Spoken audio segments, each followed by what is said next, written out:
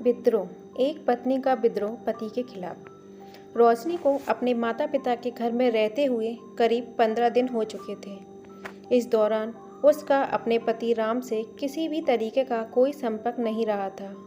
उस समय राम को अचानक घर आया देखकर वह हैरान हो गई।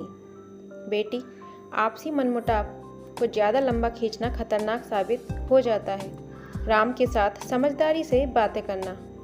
अपनी माँ की इस सलाह पर कोई प्रतिक्रिया जाहिर किए बिना रोशनी ड्राइंग रूम में राम के सामने पहुँच गई। तुम्हें मेरे साथ घर चलना पड़ेगा, रोशनी, राम ने बिना कोई भूमिका बांधे सख्त लहजे में कहा। तुम्हारा घर मैं छोड़ आई हूँ, रोशनी ने भी रूखे अंदाज में अपना फैसला उसे सुना दिया। क्या हमेशा के लिए? राम ने उत्तेजित होकर सवाल किया। ऐसा ही समझ लो, रोशनी ने विद्रोही स्वर में जवाब दिया। बेकार की बात मत करो, मेरी सहन शक्ति का तार टूट गया तो पछताओगी। राम भड़क उठा। मुझे डराने धमकाने का अब कोई फायदा नहीं है, रोशनी ने निडर होकर कहा। अगर तुम्हें और कोई बात नहीं करनी है तो मैं अपने कमरे में जा रही हूँ। राम ने अपनी पत्नी को अचरज भरी निगाहों से देखा। उनकी शादी को करीब 12 साल हो चुके थे। इस दौरान उसने कभी सपने में भी कल्पना नहीं की थी कि रोशनी इस तरह पेश आएगी। उठकर खड़ी हुई रोशनी को हाथ के इशारे से राम ने बैठने को कहा और फिर बताया कि कल सुबह मयूर और शिखा हॉस्टल से 10 दिनों की छुट्टी बिताने घर पहुंच रहे हैं। कुछ देर सोचने में डूबी रहने के बाद रोशनी ने व्याकुल स्वर में कहा, उन दोनों को यहाँ पर मेरे पास छोड़ जाना। तुम्हें पता है कि तुम क्या बकवास कर रही हो? वे दोनों यहाँ नहीं आएंगे। राम गुस्से से फट पड़ा। फिर जैसी तुम्हारी मर्जी, मैं बच्चों से कहीं बाहर मिल लिया करूँगी। रोशनी ने थके से अंदाज में राम का फैसला स्वीकार कर लिया। यह कैसी मूर्खता भरी बात मुंह से निकाल रही हो? तुम्हारे बच्चे 4 महीने के बाद घर लौट रहे हैं और तुम उनके साथ घर में रहने नहीं जाओगी? तुम्हारा यह फैसला सुनकर मुझे अपने कानों पर विश्वास नहीं हो रहा है। अपने बच्चों के साथ कौन माँ नहीं रहना चाहेगी? रोशनी का अचानक गला भर आया। मैं अपने फैसले से मजबूर हूँ। मुझे उस घर में लौटना ही नहीं है। हम अपने झगड़े बाद में निपटा लेंगे रोशनी। फिलहाल तो बच्चों के मन की सुख शांति के लिए घर चलो। तुम्हें घर में ना पाने का सदमा वे दोनों कैसे बर्दाश्त करेंगे? अब वे दोनों बहुत छोटे बच्चे नहीं रहे। मयूर 10 साल का और शिखा 8 साल की हो रही है। उन दोनों को बेकार ही मानसिक कष्ट पहुंचाने का फ़ायदा क्या होगा? राम ने चिढ़े से अंदाज में उसे समझाने का प्रयास किया। एक दिन तो बच्चों को ये पता लगेगा ही कि हम दोनों अलग हो रहे हैं। ये कड़वी सच्चाई उन्हें इस बार ही पता लग जाने दो। उदास रोशनी अपनी जिद पर अड़ी रही। ऐसा हुआ ही क्या है हमारे बीच जो तुम यूं अलग होने की बकवास कर रही हो? राम फिर गुस्से से भर गया। मुझे इस बारे में तुमसे अब कोई बहस नहीं करनी है। तुम बस सहयोग करो मेरे साथ। रोशनी ने कोई जवाब नहीं दिया। वह सिर झुकाकर सोच में डूबी रही। राम ने अंदर जाकर अपने सास ससुर को सारा मामला समझाया। मयूर और शिखा की खुशियों की खातिर वह अपनी नाराज़गी व शिकायतें भुलाकर राम के साथ आ गई। रोशनी पर ससुराल वापस लौटने के लिए अब अपने माता पिता का दबाव भी पड़ा। अपने बच्चों से मिलने के लिए उसका मन पहले ही तड़प रहा था। अंततः उसने एक शर्त के साथ राम की बात मान ली। मैं तुम्हारे साथ बच्चों की माँ के रूप में लौट रही हूँ, पत्नी के रूप में नहीं। पति पत्नी के टूटे रिश्ते को फिर से जोड़ने का कोई प्रयास न करने की तुम कसम खाओ तो ही मैं वापस लौटूंगी। बड़े गंभीर होकर रोशनी ने अपनी शर्त राम को बता दी। अपमान का घूंट पीते हुए राम को मजबूरन अपनी पत्नी की बात माननी पड़ी। बच्चे कल आ रहे हैं तो मैं भी कल सुबह घर पहुंच जाऊंगी। अपना निर्णय सुनाकर रोशनी उठकर अपने कमरे में चली आई। रोशनी के व्यक्तित्व में नजर आ रहे जबरदस्त बदलाव ने उसके माता पिता व पति को ही नहीं बल्कि उसे खुद को भी अचंभित कर दिया था। उस रात रोशनी की आंखों में नींद दूर भाग गई थी। पलंग पर करवटें बदलते हुए वह अपनी विवाहित जिंदगी की यादों में खो गई। उसे वे घटनाएं व परिस्थितियां रह रहकर याद आ रही थीं जो अंततः राम व उसके दिलों के बीच की गहरी खाई पैदा करने का कारण बनी थी। उस शाम ऑफिस से देर से लौटे राम की कमीज के पिछले हिस्से में लिपस्टिक से बना होठों का निशान रोशनी ने देखा। अपने पति को उसने कभी बेवफा और चरित्रहीन नहीं समझा था। सच्चाई जानने को वह उसके पीछे पड़ गई तो राम अचानक गुस्से से फट पड़ा था। हाँ, मेरी जिंदगी में एक दूसरी लड़की है। रोशनी के दिल को गहरा जख्म देते हुए उसने चिल्लाकर कबूल किया। उसकी खूबसूरती, उसका यौवन और उसका साथ मुझे वह मस्ती भरा सुख देते हैं जो तुमसे मुझे कभी नहीं मिला। मैं तुमको छोड़ सकता हूँ, उसे नहीं। मेरे सारे गुण, मेरी सेवा और समर्पण को नकार कर क्या तुम एक चरित्रहीन लड़की के लिए मुझे छोड़ने की धमकी दे रहे हो? राम के आखिरी वाक्य ने रोशनी को जबरदस्त मानसिक आघात पहुंचाया था। उस लड़की के लिए ना कोई अपशब्द कभी मेरे सामने निकालना और ना उसे छोड़ने की बात करना। तुम अपनी गृहस्थी और बच्चों में खुश रहो और मुझे भी खुशी से जीने दो। कहते हुए बड़ी बेरुखी दिखाता हुआ राम बाथरूम में घुस गया था। वह रात रोशनी ने ड्राइंग रूम में पड़े दीवान पर आंसू बहाते हुए काटी थी। उसके दिलो दिमाग में विद्रोह के बीज को इन्हीं आंसुओं ने अंकुरित होने की ताकत दी थी। उस रात रोशनी ने अपने दब्बूपन व कायरता को याद करके भी आंसू बहाए थे। राम शादी के बाद से ही उसे अपमानित कर नीचा दिखाता आया था। घर व बाहर वालों के सामने बेइज्जत कर उसका मजाक उड़ाने का वह कोई मौका शायद ही छोड़ता था।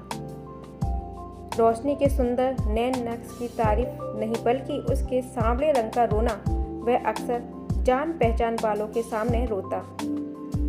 घर की देखभाल में जरा सी कमी रह जाती तो उसे रोशनी को डांटना डपटने का मौका मिल जाता। उसका कोई काम मन मुताबिक ना होता तो वह उसे बेइज्जत जरूर करता। बच्चों के बड़े होने के साथ रोशनी की जिम्मेदारियां भी बढ़ी थीं। 2 साल पहले सास के निधन के बाद तो वह बिल्कुल अकेली पड़ गई थी। उसके ना रहने से रोशनी का सबसे बड़ा सहारा टूट गया था। राम के गुस्से से बच्चे डरे सहमे से रहते। उसके गलत व्यवहार को देखकर सारे रिश्तेदार, परिचित और दोस्त उसे एक स्वार्थी, ईर्ष्यालु व गुस्सैल इंसान बताते। रोशनी मन ही मन कभी कभी बहुत दुखी व परेशान हो जाती, पर कभी किसी बाहरी व्यक्ति के मुंह से राम की बुराई सुनना उसे स्वीकार न था। वे दिल के बहुत अच्छे हैं, मुझे बहुत प्यार करते हैं और बच्चों में तो उनकी जान बसती है। मैं बहुत खुश हूँ उनके साथ।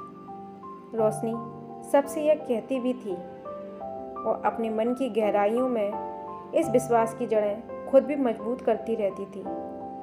लेकिन उसे ये भी लगने लगा था कि वह जरूर अपनी प्रेमिका पर ज़रूरत से ज़्यादा खर्च करने के कारण घर की जिम्मेदारियों से हाथ खींचने लगे हैं। अगले दिन वह ऑफिस नहीं गई थी।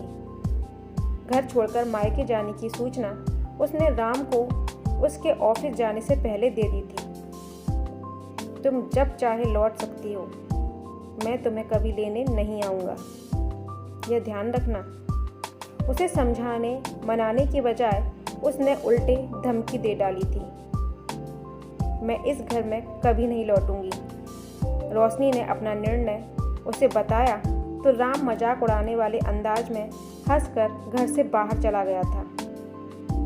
राम चाहेगा तो वह उसे तलाक दे देगी, पर उसके पास अब कभी नहीं लौटेगी। रोशनी की इस विद्रोही जिद को उसके माता पिता लाख कोशिश करने के बाद भी तोड़ नहीं पाए थे।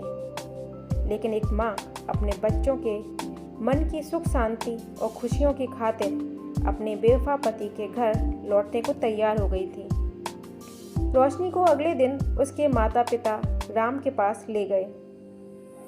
उसने वहां पहुंचते ही पहले घर की साफ सफाई की और फिर रसोई संभाल ली। अपने बेटा बेटी के लिए वह उनकी मनपसंद चीज़ें बड़े जोश के साथ बनाने के काम में जल्दी ही व्यस्त हो गई थी।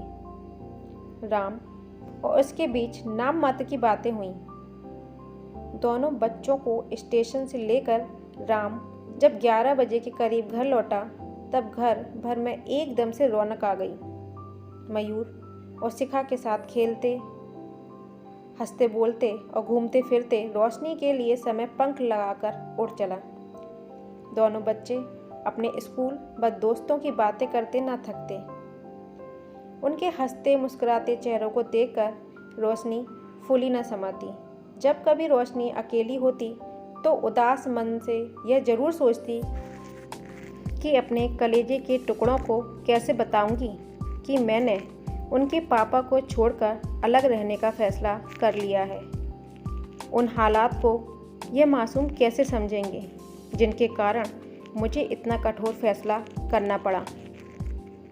वह रात को बच्चों के साथ उनके कमरे में सोती। दिन भर की थकान इतनी होती कि लेटते ही गहरी नींद आ जाती और मन को परेशान या दुखी देखने वाली बातें सोचने का समय ही नहीं मिलता।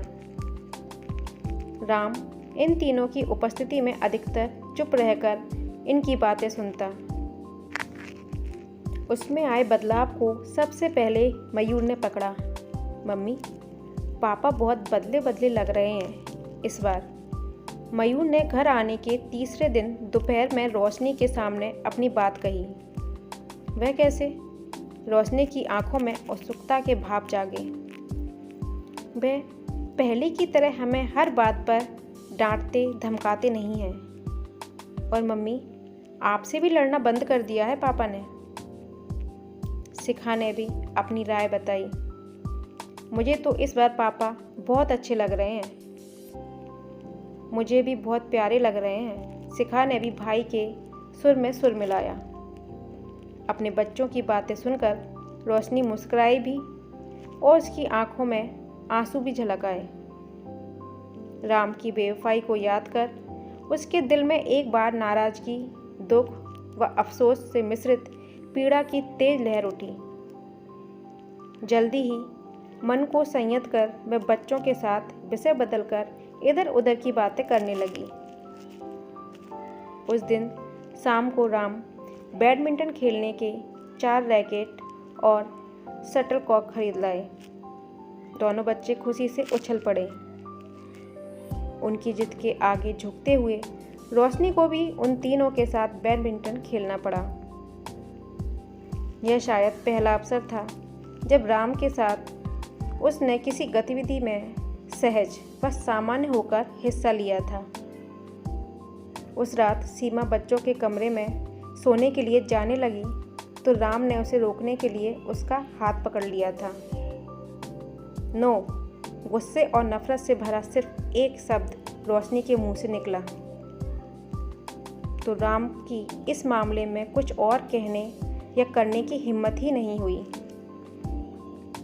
बच्चों का मन रखने के लिए रोशनी राम के साथ उनके दोस्तों के घर चाय, नाश्ते व खाने पर गई। राम के सभी दोस्तों व उनकी पत्नियों ने रोशनी के सामने उसके पति के अंदर आए बदलाव पर कोई न कोई अनुकूल टिप्पणी जरूर की थी। उनके हिसाब से राम अब ज़्यादा शांत, हंसमुख व सज्जन इंसान हो गया है। रोशनी ने भी उसमें ये सब परिवर्तन महसूस किए थे, पर उससे अलग रहने के निर्णय पर वह पूर्ववत कायम रही। राम ने दोनों बच्चों को कपड़े व अन्य जरूरी सामान की ढेर सारी खरीदारी खुशी खुशी कराकर उनका मन और ज़्यादा जीत लिया। बच्चों को उनके वापस हॉस्टल लौटने में अब 4 दिन रह गए। तब रोशनी ने राम से कहा, मेरी सप्ताह भर की छुट्टियां अब खत्म हो जाएंगी। बाकी 4 दिन बच्चे नाना नानी के पास रहें तो बेहतर होगा। बच्चे वहां जाएंगे तो मैं उनसे कम मिल पाऊंगा। राम का स्वर एकाएक उदास हो गया। बच्चों को कभी मुझसे और कभी तुमसे दूर रहने की आदत पड़ ही जानी चाहिए, रोशनी ने भावहीन लहजे में जवाब दिया। राम कुछ प्रतिक्रिया जाहिर करना चाहता था, पर अंततः धीमी आवाज़ में उसने इतना भर कहा, तुम अपने घर बच्चों के साथ चली जाओ, उनका सामान भी ले जाना। वे वहीं से वापस चले जाएंगे। नाना नानी के घर मयूर और शिखा की खूब खातिर हुई। वे दोनों वहाँ बहुत खुश थे, पर अपने पापा को वे काफ़ी याद करते रहते थे। राम उनके बहुत जोर देने पर भी रात को साथ में नहीं रुके। यह बात दोनों को अच्छी नहीं लगी थी। अपने माता पिता के पूछने पर रोशनी ने एक बार फिर राम से हमेशा के लिए अलग रहने का अपना फैसला दोहरा दिया। राम ने अगर अपने बारे में तुम्हें सब बताने की मूर्खता नहीं की होती, तब भी तो तुम उसके साथ रह रही होती। तुम्हें संबंध तोड़ने के बजाय उसे उस औरत से दूर करने का प्रयास करना चाहिए। रोशनी की माँ ने उसे समझाना चाहा। माँ, मैंने राम की कई गलतियाँ, कमियों व दुर्व्यवहार से हमेशा समझौता किया, पर वह सब में पत्नी के कर्तव्यों के अंतर्गत करती थी। उनकी ज़िंदगी में दूसरी औरत आ जाने के बाद मुझ पर अच्छी बीवी के कर्तव्यों को निभाते रहने के लिए दबाव ना डालें। मुझे राम के साथ नहीं रहना है। रोशनी ने कठोर लहजे में अपना फैसला सुना दिया था। अगले दिन बच्चे अपने पापा का इंतज़ार करते रहे, पर वह उनसे मिलने नहीं आए। इस कारण वे दोनों बहुत परेशान और उदास से सोए थे। रोशनी को राम की ऐसी बेरुखी व लापरवाही पर बहुत गुस्सा आया था। उसने अगले दिन ऑफिस से राम को फ़ोन किया और क्रोधित स्वर में शिकायत की, बच्चों को यूँ परेशान करने का तुम्हें कोई अधिकार नहीं है। कल उनसे मिलने क्यों नहीं आए? एक ज़रूरी काम में व्यस्त था। राम का गंभीर स्वर रोशनी के कानों में पहुंचा। मैं समझ सकती हूँ तुम्हारे ज़रूरी काम को। अपनी रखेलों से मिलने की खातिर अपने बच्चों का दिल दुखाना ठीक नहीं है। आज तो आओगे ना अपनी रखेल से मिलने? सचमुच आज मुझे नहीं जाना है, इसलिए बंदा तुम सबसे मिलने ज़रूर हाजिर होगा। राम की हंसी रोशनी को बहुत बुरी लगी, तो उसने जल भुनकर फ़ोन काट दिया। राम शाम को सबसे मशहूर दुकान की रसमलाई लेकर आया।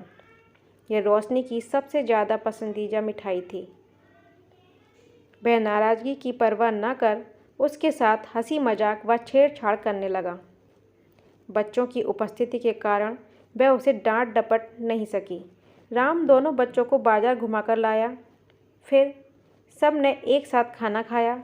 रोशनी को छोड़कर सभी का मूड बहुत अच्छा बना रहा।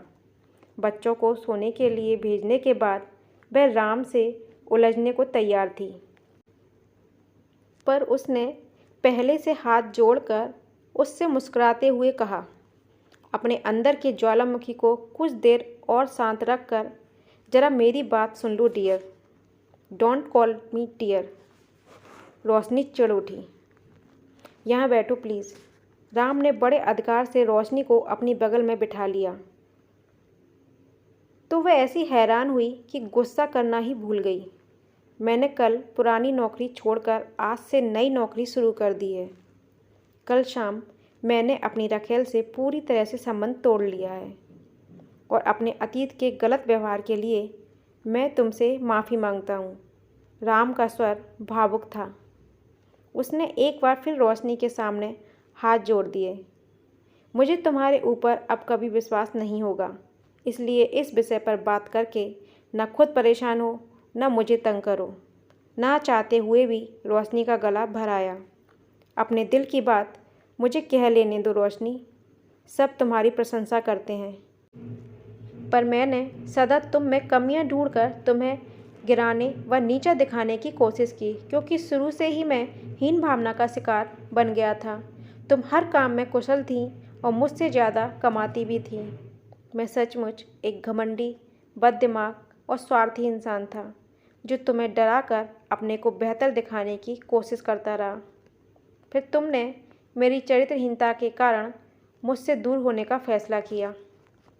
पहले मैंने तुम्हारी धमकी को गंभीरता से नहीं लिया, क्योंकि तुम कभी मेरे खिलाफ विद्रोह करोगी ऐसा मैंने सपने में भी नहीं सोचा था।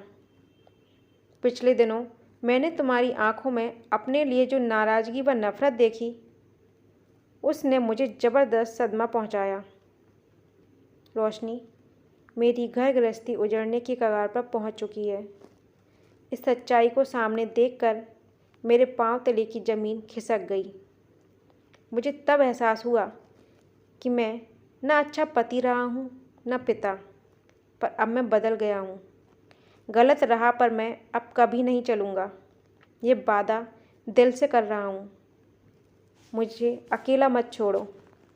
एक अच्छा पति, पिता व इंसान बनने में मेरी मदद करो। तुम माँ होने के साथ साथ मुझसे कहीं ज़्यादा समझदार व सुगढ़ स्त्री हो। औरतें घर की रीढ़ होती हैं। मेरे पास लौटकर हमारी घर गृहस्थी को उजड़ने से बचा लो प्लीज़। यूँ प्रार्थना करते हुए राम का गला भर आया। मैं सोचकर जवाब दूंगी। राम के आंसू न देखने पर अपने आंसू उसकी नज़रों से छिपाने की खातिर रोशनी ड्राइंग रूम से उठकर अपने बच्चों के पास चली गई। अपने बच्चों के मासूम सोते चेहरों को देखकर वह रो पड़ी।